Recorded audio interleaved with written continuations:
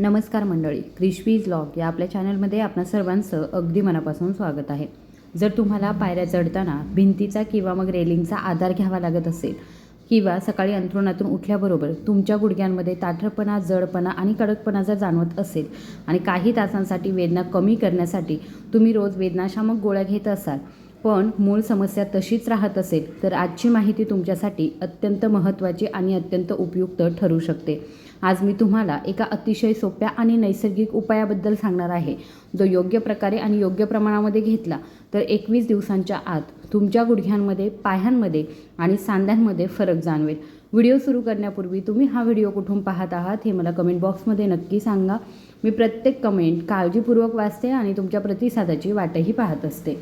मी यापूर्वी या प्लॅटफॉर्मवर गंभीर आरोग्य समस्या आणि दैनंदिन आरोग्य समस्यांवर सविस्तर चर्चा केली आहे. तसेच असंख्य प्रभावी आयुर्वेदिक उपायसुद्धा सांगितलेले आहेत. तुम्हा सर्वांनी माझ्यावर खूप प्रेमाचा वर्षाव केला, पण आज मी तुमच्यासमोर एक रामबाण उपाय सादर करणार आहे. हा उपाय पूर्वीच्या सर्व उपायांपेक्षा सोपा आहे, त्याचा परिणाम अधिक सखोल आहे आणि तो खूप लवकर आराम देण्याची अविश्वसनीय क्षमतासुद्धा ठेवतो.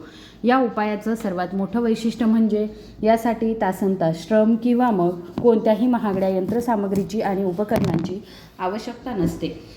कोणताही सामान्य माणूस न थकता काही मिनिटांमध्येच तो तयार करू शकतो. होय मंडळी, मी एका नैसर्गिक, सुरक्षित आणि विज्ञान आधारित पद्धतीबद्दल बोलत आहे, जी तुमच्या हाडांवर, सांध्यांवर आणि स्नायूंवर एकाच वेळी कार्य करते. म्हणूनच जेव्हा याचा योग्य वापर केला जातो तेव्हा शरीर हळूहळू आतून मजबूत होतं. जर तुम्हालाही हाडे कमजोर होणं, गुडघेदुखी, पायांमध्ये अशक्तपणा आणि वारंवार होणाऱ्या सांधेदुखीचा त्रास होत असेल तर सर्वप्रथम त्याची मूळ कारणे समजून घेणं महत्त्वाचं आहे. मंडळी, याचं सर्वात मोठं कारण म्हणजे खाण्याच्या चुकीच्या आणि अस्वास्थ्यकारक सवयी. आजचं अन्न ऊर्जा कमी आणि चव आणि आनंद जास्त देतं. पिझ्झा, बर्गर, मोमोज, बेकरीचे पदार्थ, पॅकेज केलेले स्नॅक्स, शीतपेय, अति चहा, अधूनमधून बिस्किट खाण्याच्या सवयीमुळे आपल्या शरीरातील दाह हळूहळू वाढतो. हे पदार्थ जिभेला आनंद देतात पण शरीराला आवश्यक पोषण पुरवत नाहीत. हे बाहेरून पोट भरतात पण शरीराला आतून कमजोर करतात. दुसरीकडे रिफाईंड पीठ किंवा प्रक्रिया केलेल्या घटकांपासून बनवलेले पदार्थ आपल्या शरीरातील इन्सुलिनची पातळी वेगाने वाढवतात. जेव्हा इन्सुलिन वारंवार वाढतं तेव्हा युरिक ॲसिडची पातळी वाढते आणि जेव्हा हे युरिक ॲसिड हळूहळू आपल्या सांध्यांमध्ये जमा होतं तेव्हा सूज, वेदना आणि ताठरपणा आपोआप वाढतो. आणखी एक प्रमुख कारण म्हणजे बैठी जीवनशैली. हल्लीच्या काळामध्ये खूप लोकांची बैठी जीवनशैली आहे आणि याच्यामुळे आपल्यापैकी बहुतेक जण सकाळपासून संध्याकाळपर्यंत ऑफिसच्या खुर्चीमध्ये बसतात. आपण मोबाईल फोन, लॅपटॉप आणि स्क्रीनमध्ये मग्न होऊन तासनतास एकाच जागी बसतो आणि स्वतःला हालचाल करू देत नाही. संध्याकाळी घरी परतल्यानंतरही आपण थेट सोफ्यावर बसतो, टी व्ही पाहतो, मोबाईल फोन वापरतो आणि जेवणानंतर थेट झोपायलाही जातो. जर आपण बारकाईने पाहिलं तर आपल्या जीवनातून हालचाल जवळजवळ नाहीशी झाली आहे आणि ही सवय हळूहळू आपली शरीर कमजोर करत आहे. जेव्हा स्नायू कमजोर होतात तेव्हा ते शरीराचे वजन योग्यरित्या पेलू शकत नाही. परिणामी संपूर्ण दाब थेट आपल्या गुडघ्यांवर आणि सांध्यांवर पडतो. यामुळे गुडघेदुखी, पायऱ्या चढताना अडचण आणि पायांमध्ये जडपणा जाणवतो. तिसरं सर्वात सामान्य आणि महत्त्वाचं कारण म्हणजे कॅल्शियम आणि व्हिटॅमिन डीची कमतरता. आजकाल बहुतेक लोकांनी उन्हात बसणं बंद केलं आहे. सकाळचा सूर्यप्रकाश शरीरापर्यंत पोहोचत नाही आणि त्यात भर म्हणजे बाजारात मिळणारे दूध, तूप आणि इतर उत्पादनांमध्ये मोठ्या प्रमाणामध्ये भेसळ असते. हळूहळू शरीरातील व्हिटॅमिन डीची पातळी कमी होऊ लागते आणि त्यासोबतच कॅल्शियमची पातळीसुद्धा कमी होते. जेव्हा शरीरामध्ये कॅल्शियम आणि व्हिटॅमिन डीची कमतरता वाढते तेव्हा आपली हाडे आतून कमकुवत होऊ लागतात. हाडांची घनता कमी होते, ज्यामुळे सांधेदुखी, अशक्तपणा आणि हाडे मोडल्यासारखी भावना निर्माण होते. चौथं आणि सर्वात धोकादायक कारण म्हणजे दीर्घकाळ टिकणारी सूज आणि वेदनाशामक औषधांचा अतिवापर. मंडळी, वेदनाशामक औषधे केवळ तात्पुरते वेदनेचे संकेत दाबून टाकतात, परंतु ती मूळ कारणावरती उपाय करत नाही. शिवाय ही औषधं हळूहळू मूत्रपिंड, यकृत आणि पोटावर परिणाम करतात. जरी त्यामुळे तात्पुरता आराम मिळत असला तरीसुद्धा मूळ समस्या अधिकच गंभीर होत जाते. अनेकांना चालणं कठीण होतं आणि शरीर पूर्णपणे अशक्त वाटू लागतं. मंडळी, आतापर्यंत तुम्हाला सांधेदुखी, हाडांचा अशक्तपणा आणि गुडघ्यांच्या अशक्तपणामागील खरी कारणं समजली असतील. आता आपण उपायांबद्दल बोलूया. आज मी तुम्हाला ज्याबद्दल सांगणार आहे ते एखादं महागडं औषध नसून मखाना नावाचा एक अतिशय साधा आणि नैसर्गिक घटक आहे. होय मंडळी, मखाना तुमच्या हाडांना, उपास्थींना आणि स्नायूंना आतून आधार देण्यास मदत करतो. त्यात अनेक आवश्यक खनिजे आणि पोषक तत्वे असतात जी तुमचं शरीर आतून मजबूत करण्यास मदत करत असतात. यामुळेच योग्य प्रमाणामध्ये सेवन केल्यास ते सांध्यांची कमजोरी हळूहळू कमी करण्यास मदत करू शकतं. मखाण्यामध्ये चांगल्या प्रमाणामध्ये कॅल्शियम असतं जे हाडांची घनता वाढवतं. ते हाडे आतून मजबूत करण्यास मदत करतं आणि ऑस्टिओपोरोसिस सारख्या समस्यांचा धोका कमी करण्यासाठी देखील उपयुक्त मानलं जातं. ज्यांना वाढत्या वयानुसार हाडे कमकुवत होण्याची समस्या जाणवते त्यांच्यासाठी हे खूप फायदेशीर ठरू शकतं. याशिवाय मखाण्यामध्ये चांगल्या प्रमाणामध्ये मॅग्नेशियम देखील असतं. मॅग्नेशियम आपले स्नायू शिथिल करण्यास आणि चेतासंकेत संतुलित करण्यास मदत करतं, ज्यामुळे शरीरातील ताठरपणा आणि पेटके हळूहळू कमी होतात. ज्यांना रात्री वारंवार ताण, ताठरपणा किंवा अचानक स्नायूदुखीचा त्रास होतो त्यांच्यासाठी मखाना विशेषतः फायदेशीर मानला जातो, कारण त्यातील मॅग्नेशियम स्नायूंना शांत आणि शिथिल करण्यास मदत करते. म्हणूनच अनेक वेळा रात्री त्याचं सेवन करणं लोक पसंत करतात. तिसरा महत्त्वाचा घटक म्हणजे प्रथिने. मंडळी, शरीरातील खराब झालेल्या ऊती दुरुस्त करण्यात प्रथिने महत्त्वाची भूमिका बजावतात. जर सांध्यांमधील अस्थिबंधन म्हणजेच लिगामेंट्स, स्नायूबंध आणि उपास्थी कमकुवत किंवा खराब झाले तर शरीराला त्यांची दुरुस्ती करण्यासाठी प्रथिनांची गरज असते. मखाण्यामध्ये अँटीऑक्सिडंट्स देखील असतात जे शरीरातील फ्री रॅडिकल्स कमी करण्यास मदत करतात. यामुळे शरीरातील दाह नियंत्रित ठेवण्यास मदत होते आणि दाह कमी झाल्यावर वेदना आणि जडपणा हळूहळू कमी होतो. मखाण्यामध्ये फॉस्फरस देखील असतं जे कॅल्शियमसोबत हाडांच्या रचनेला मजबूत करतं. यामुळे हाडांना अंतर्गत आधार मिळतो आणि शरीराची ताकद वाढवण्यास मदत होते. म्हणूनच ते हाडांसाठी खूप आरोग्यदायी मानलं जातं. सर्वात चांगली गोष्ट ही आहे की मखाना हा कमी ग्लायसेमिक इंडेक्स असलेला पदार्थ मानला जातो. याचा अर्थ असा की त्यामुळे साखरेची पातळी झपाट्याने वाढत नाही. म्हणून मधुमेही व्यक्तीसुद्धा जास्त काळजी न करता योग्य प्रमाणामध्ये ते खाऊ शकतात आणि त्यांच्यासाठी सुद्धा हा एक चांगल्या नाश्त्याचा पर्याय मानला जातो.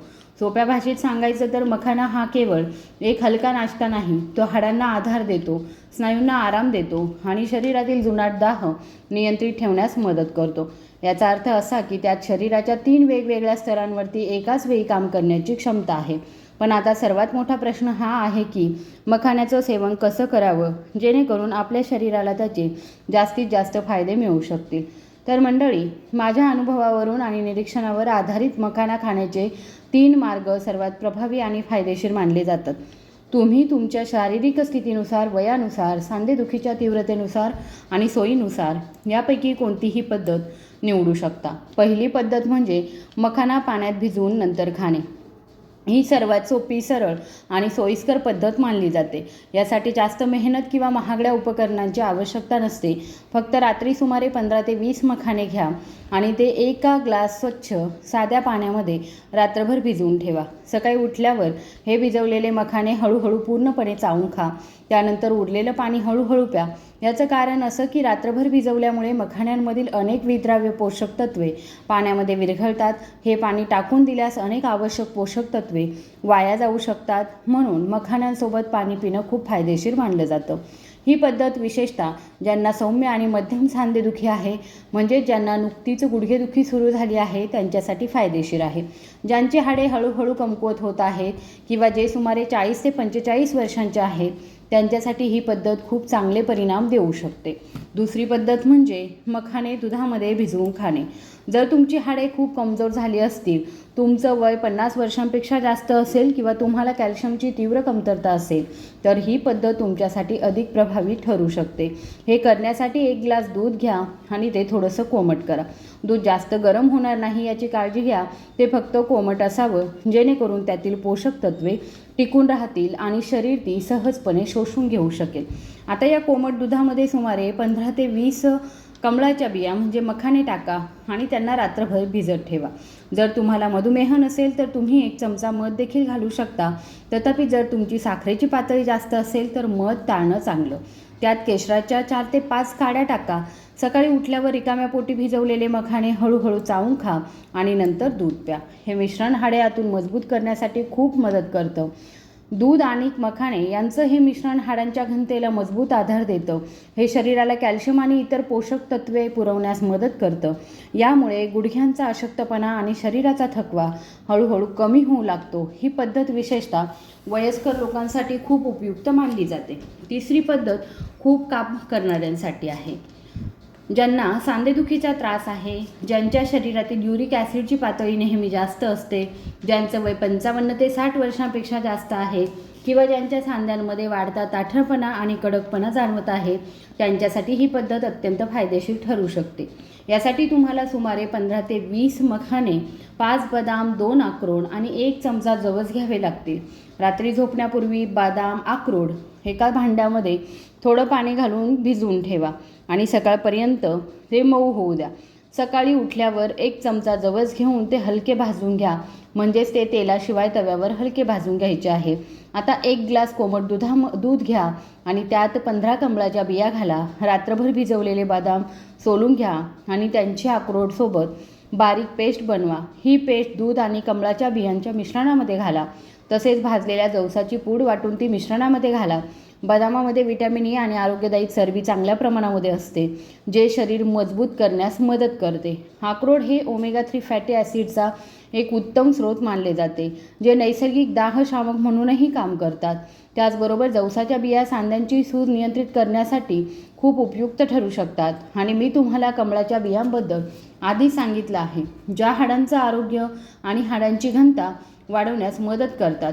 हे सर्व घटक एकत्र केल्यावर सांध्यांच्या दुरुस्तीसाठी एक परिपूर्ण नाश्ता तयार होतो. ते एकाच वेळी हाडे, स्नायू आणि सांधे मजबूत करतात.